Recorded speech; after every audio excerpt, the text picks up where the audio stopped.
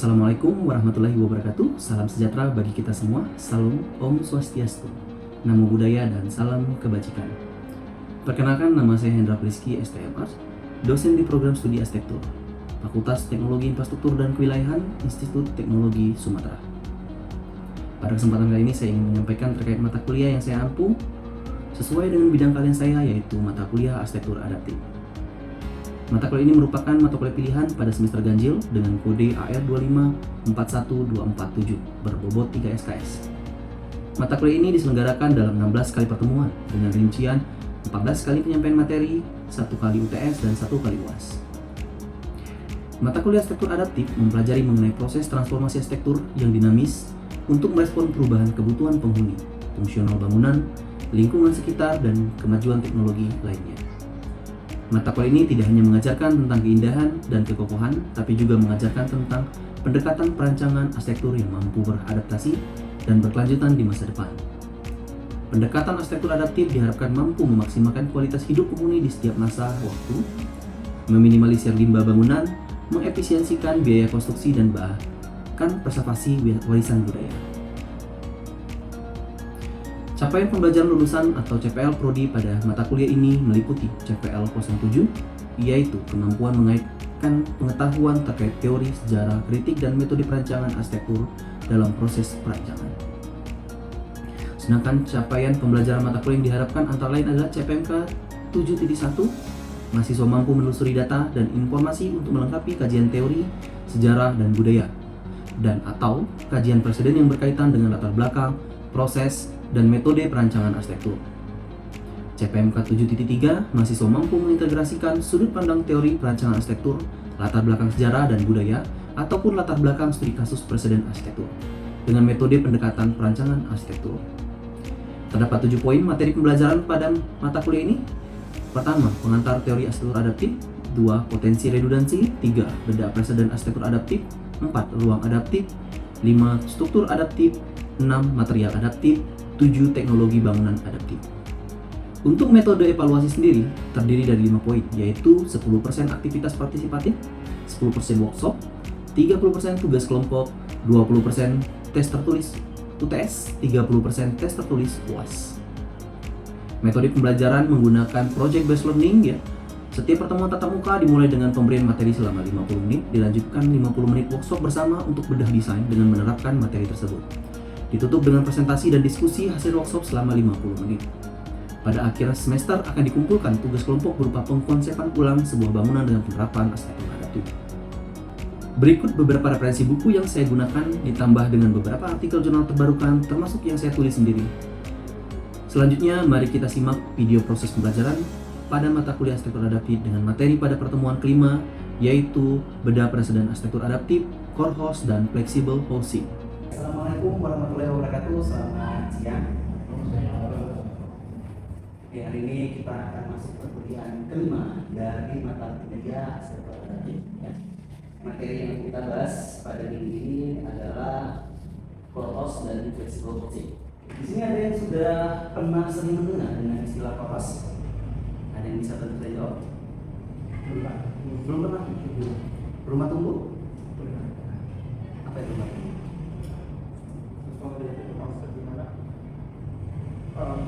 Baik kaca atau struktur rumahnya itu garisannya bisa berubah sesuai dengan kebutuhan. Jadi kebutuhan dalam konteks ini biasanya itu bisa kalau ada anak atau keluarga yang masuk dan bagaimana penggunanya itu muat, jadi bisa berubah, tumbuh. Bertambah kebutuhan, bertambah juga fungsional. Iya. Kira-kira seperti itu.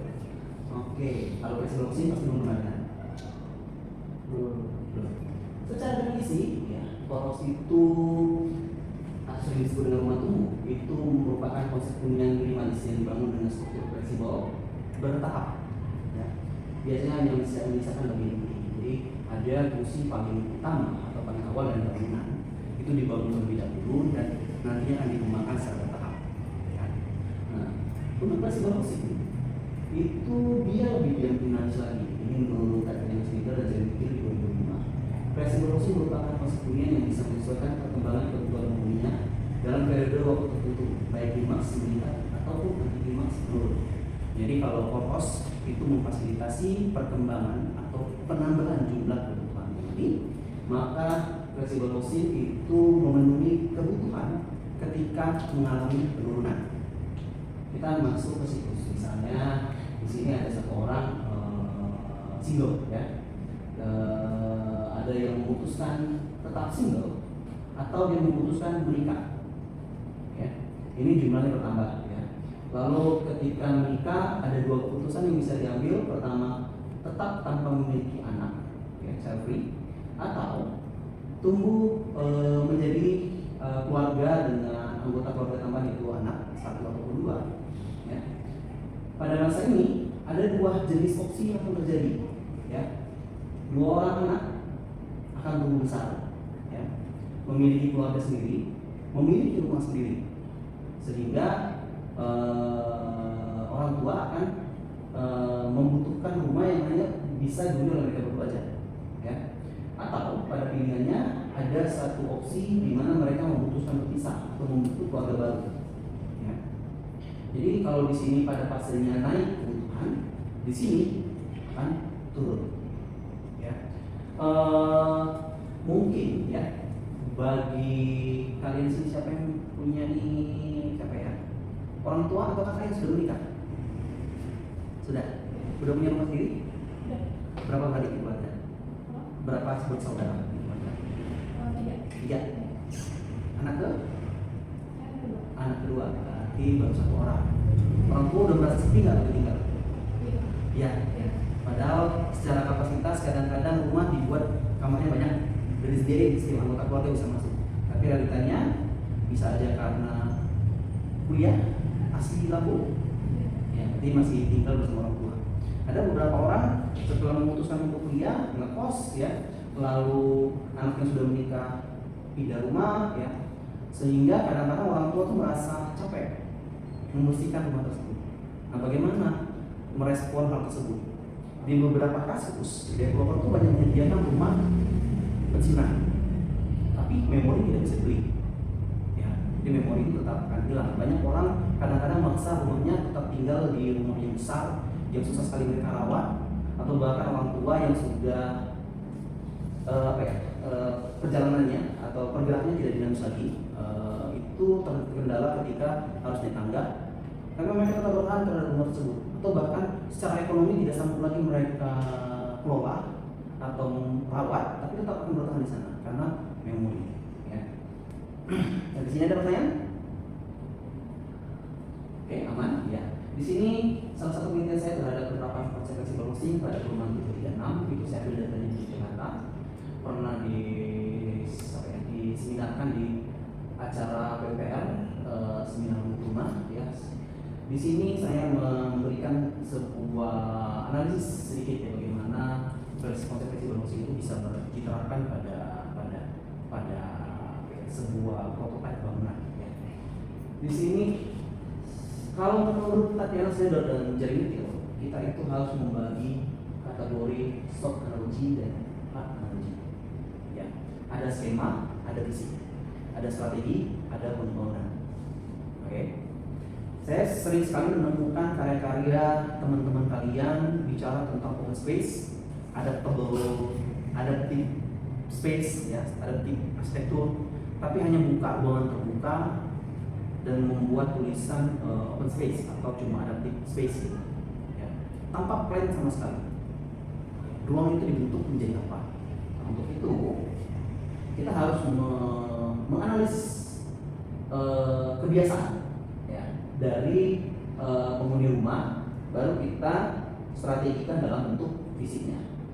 Oke, di sini di soft analogy ini poin pertama yang dibahas itu perubahan kebutuhan ruang, kekuatan finansial dari penghuninya, ekonomi, usia penghuni, kebiasaan atau kecenderungan penghuni budaya, pengetahuan mengenai arsitektur atau pendidikan. Jadi perubahan kebutuhan ruang ini harus kita tandai dengan kata kebutuhan. Saya harus membandingkan apa itu keinginan dan membedakan, ya, keinginan dan kebutuhan. Ya, gimana caranya? Contohnya gini. Ada batasan ekonomi, apa itu kebutuhan. Jadi ada urgensi, harus segera. Sedangkan keinginan bisa saja tidak tercapai atau tidak ada cakupan ekonomi. Dulu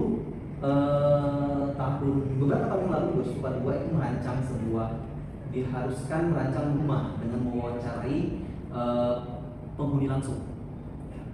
Nah, teman rekan-rekan dosen di daerah juga, ya, ada yang meminta helipad. Ya, bayangkan profesi dosen punya helipad itu kapan? Ya, nanti itu kan cuma sekedar keinginan, ya. Kalau misalnya dia pengen bergarasi mobil dua, itu masih bisa dikategorikan kebutuhan, ya. Atau mungkin tipis-tipis keinginan, ya, bisa saja jadi kebutuhan. Tapi kalau bicara tentang hal yang sangat mustahil dan sangat jauh di profesi tersebut, maka itu disebut dengan keinginan. Dan kita harus bisa dulu keinginannya. Dari keinginan tersebut, kita cek finansial penghuninya, baru cek kebutuhan. Nah, tapi yang jadi masalah adalah ketika ada orang punya finansial terbatas, keinginannya tinggi. Ada keinginannya kecil, finansial kecil memaksa dia jadi punya keinginan kecil juga. Ini sebuah budaya, jadi kan memang pengetahuannya juga kecil, ya. Jadi ada itu misalnya, Pak, rencananya nanti gimana? Gak ada rencana apa-apa. Saya pengennya ya rumah saya segini aja, saya manfaatin apa aja, bebas gitu.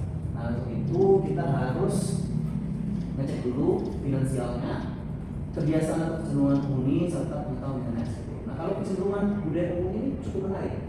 Kita akan lihat bicara tentang transformasi tipologi dari layout rumah. Di sini dari 28 sampel yang saya teliti, ya, mereka mengatakan mereka itu kaum tidak mampu, ya. Tapi 18 sampel atau 64% yang mereka lakukan adalah transformasi kamar mandi, ubah posisi. Padahal perubahan kamar mandi itu paling mahal. Kontradiktif ya? Ya. Nah, ternyata di beberapa budaya Jawa, kamar mandi posisinya di tengah itu tidak begitu baik.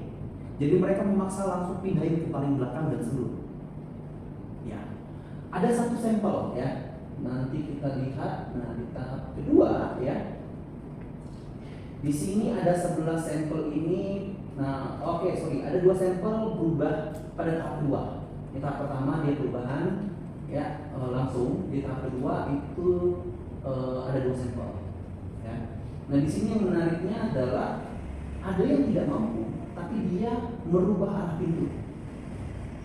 WC awalnya masuk tuh dari dalam, tiba-tiba pintu itu pusatnya dibongkar, di dinding lagi, pintunya dari luar rumah. Memang secara posisi dekat, tapi secara hierarki jauh, karena dia harus keluar dulu buat WC. Nah, ini salah satu bentuk penyesuaian mereka, ya. Nah, lalu ada transformasi dapur kering. Ya, dapur kering ini dia bersamaan dengan toilet 11 sampel, dekat ada 16 sampel, ya. Lalu setelah toilet baru renovasi 1 sampel.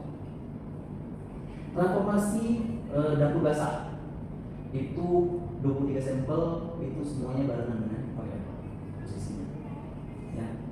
Menariknya di Yogyakarta ada 1 sampel menariknya mempertahankan bentuk bangunan dari awal, dan ini bisa disebut sebagai konsep fleksibel housing yang secara tidak sengaja, ya.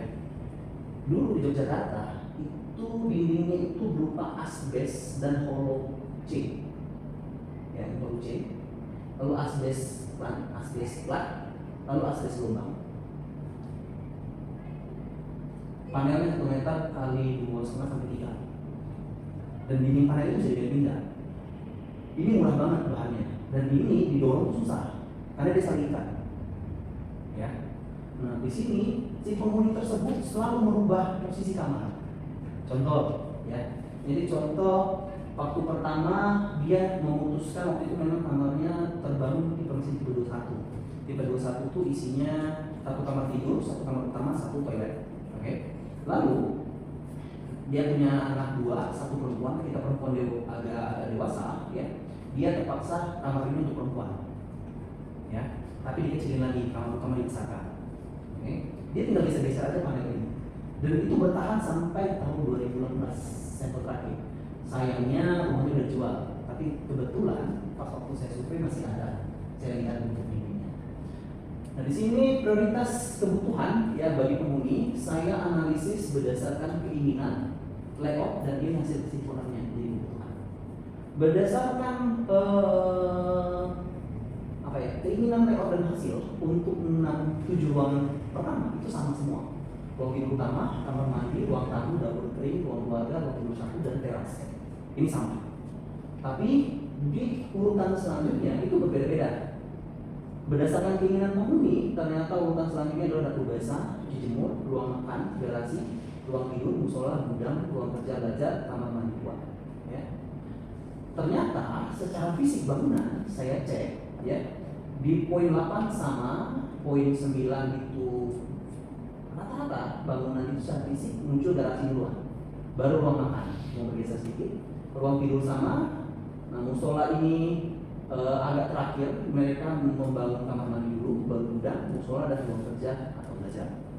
Setelah dirata-ratakan hasilnya jadi ini: dapur basah, cuci jemur, garasi, ruang tidur, makan, gudang, musola, kamar mandi, ruang kerja, dan belajar. Ya. Nah, saya analisis juga berdasarkan keinginan dan layout. Ya.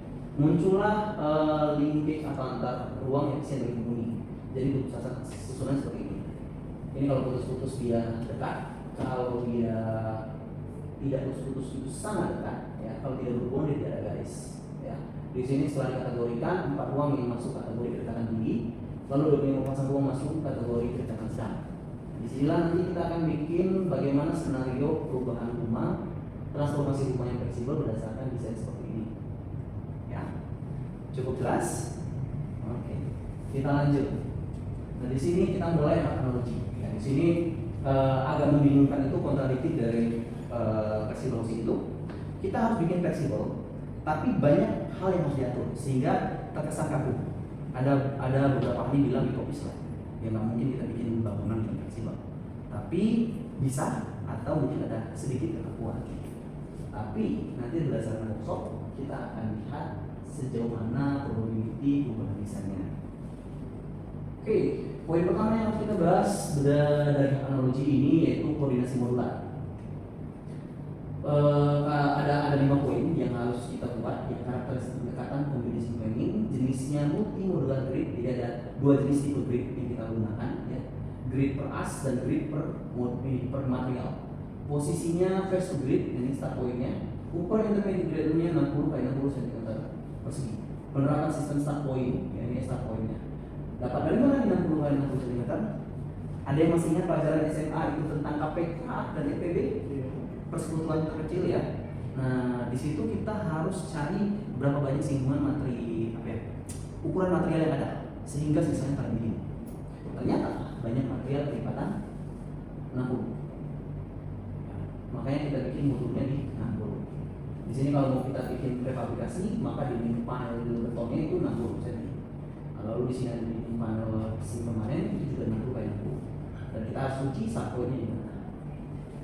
Poin kedua, dimensi ruang. Nilai sebaran dari dimensi masing-masing ruang diperoleh dari irisan dari ketiga interval dimensi ruang, baik berdasarkan keinginan penghuni, layout rumah maupun secara keseluruhan. Lalu service space. Service space ini bisa dikategorikan ruang yang sangat sulit untuk dirubah atau memerlukan biaya tinggi. Jadi karena dia ada instalasi khusus, ya, atau mungkin di rumah tubuh ini bagian dari inti, ya memang start awal memang butuh biaya banyak. Contohnya dapur kering, dapur basah, dan kamar mandi. Lalu kategori ruang yang tidak memiliki instalasi khusus tapi terdapat catatan tertentu dalam penempatan seperti teras, gudang, dan garasi. Lalu poin keempat, frame. Frame ini sering saya lakukan ketika sekarang istilah yang sering saya gunakan ketika merancang membentuk bentuk bangunan, di mana kalau kita mau menciptakan bentuk yang bagus ketika analisis ruang, framing bentuknya dulu, masanya dulu, ya, baru diisi. Nah, inilah frame. Merupakan dinding keluar dari bangunan cangkang di mana setiap bentuk dan ukuran menghasilkan probabilitas perpindahan yang berbeda. Frame ini kalau standar di Indonesia tuh punya kebiasaan ada standar keamanan bangunan luar tetap harus beton apapun terjadi, ya. Orang merasa tidak aman kalau tidak menggunakan beton. Nah, di sini saya silakan. Lalu ada struktur penempatan kolom yang menyinggung elemen tertentu bersifat memotong tanpa menggeser elemen tersebut. Penempatan tidak boleh menyinggung ceiling height. Ya, hidden ceiling. Kalau kita lihat, ini kolom. Ya. Kolom boleh.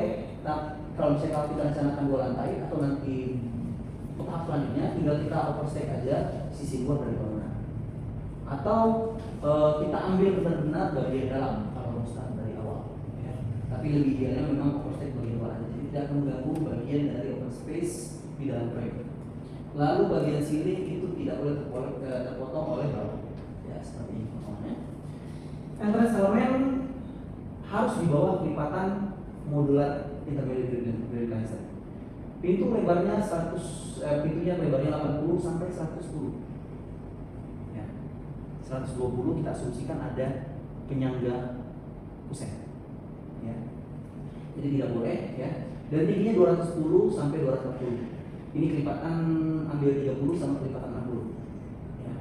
Jendela lebar 50 cm. Kenapa 50 cm? Karena ada penyangga kusen. Ya. Jadi karena kelipatannya 60.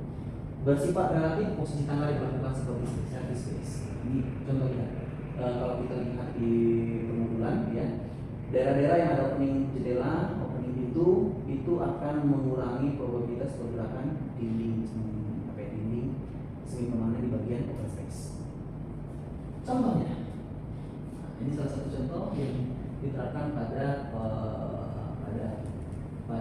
opsi kedua. Kalau kalian baca, nanti kalian boleh baca jurnal yang lebih detail, ya. Ada dua opsi sebenarnya, tapi di sini saya berikan satu opsi. Di sini saya pisahkan karena ini kasus untuk Jakarta. Saya pisahkan benar-benar toiletnya di sisi tersudut. Oke.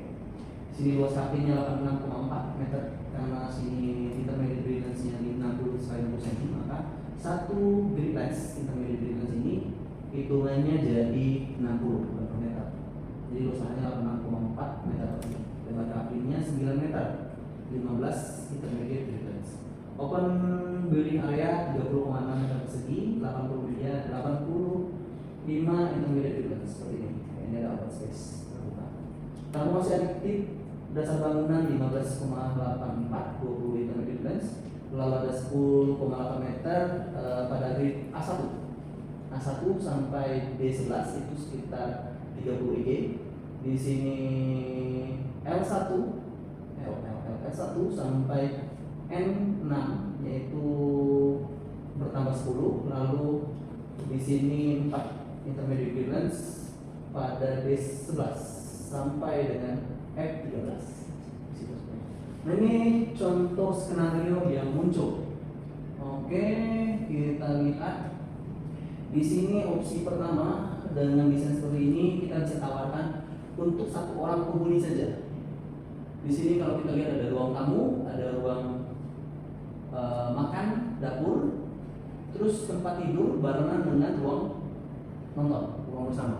Jadi kalau dia satu orang atau suami istri sangat worth it bentuknya seperti ini. Atau kalau dia udah punya keluarga, anak dua, kamarnya bisa tetap 2 panel, ya, dan ruang makan dan ruang tamu seperti desain sekarang. Bentuk pertambahannya adalah seperti ini. Teras tambah, ya. Kalau kita lihat jadi 2 lantai, ya. Di sini kalau kita lihat lebih besar, agak tidak jelas. Kita perbesar sedikit.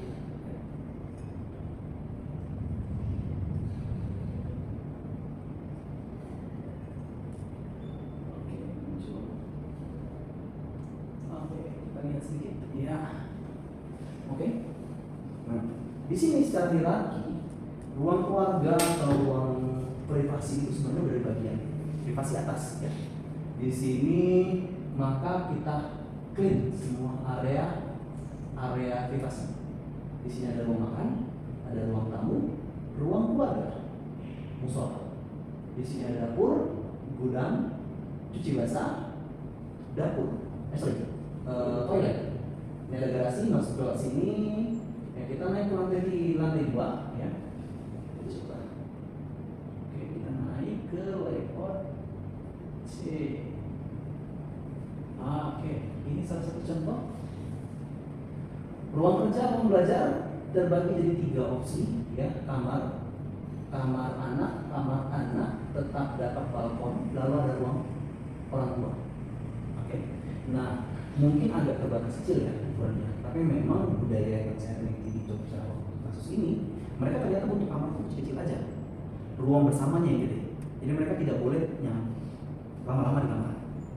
Ya kalau urusan kamar itu adalah ganti baju dan tidur. Nanti berkumpul di luar. Oke, kita masuk ke layout D. Nah ternyata kamarnya juga bisa diubah lagi layoutnya. 9, 8, dan 7 ini ruang tidur. Di sini bisa ruang kerja dan bahkan ada ruang keluarga sama Pak Bude ya. Dan di sini ada dapur. Toilet. Ya. Tidak jelas. Oke. Layout G. Layout G. Di sini muncul kasus anaknya pergi semua. Oke. Anaknya pergi semua. Maka bisa kita kembalikan ke layout pertama. Di sini ada tempat tidur, di sini ada ruang keluarga, ruang TV mungkin ya. Lalu ruang tamu dan dapurnya rumah. Kalau misalnya ruang atasnya akan susah dibersihkan bagi orang tua, itu akan kita desain sebagai kosan. Di Jogja ya, mungkin ada yang sedang di Jogja. Itu banyak sekali kita temukan kos-kosan itu yang nyampur dengan keluarga. Tapi memang agak mengganggu bagi sebagian orang, mungkin tidak begitu nyaman ya bergabung dengan keluarga ya. Tapi ada yang menyukai hal tersebut, nggak ada masalah. Tapi di sini kita akan tetap coba bagi privasinya. Kalau kita lihat di sini kita akan bagi jadi 1, 2, 3, 4, 5 kamar kos dengan toilet bersama. Kalau kita lihat pada bagian lantai satunya, oke. Di sini ada pintu masuk untuk bagian pemilik kos ya, bagian pemilik kosan. Pintunya kita kos untuk bagian pemilik kosan ya. Nanti kosan akan punya dapur sendiri, dia punya toilet dua ya. Toiletnya satu di atas, jadi dipakai untuk keluarga atau bergabung ya. Dan mereka punya jalur sirkulasi sendiri. Nah, ini contoh probability perubahan ruang. Kalau kita lihat secara pasar ya, kita hitung aja ada 3 grade pasar ya. Banyak probabilitas untuk pasar yang kita bisa buat ya. Bahkan sekarang ada bantuan AI. Silahkan tinggal kita ketik ya. Stylenya seperti apa, selama untuk masalah jadi bisa jadi pasar se-fleksibel mungkin. Oke, sampai sini ada pertanyaan?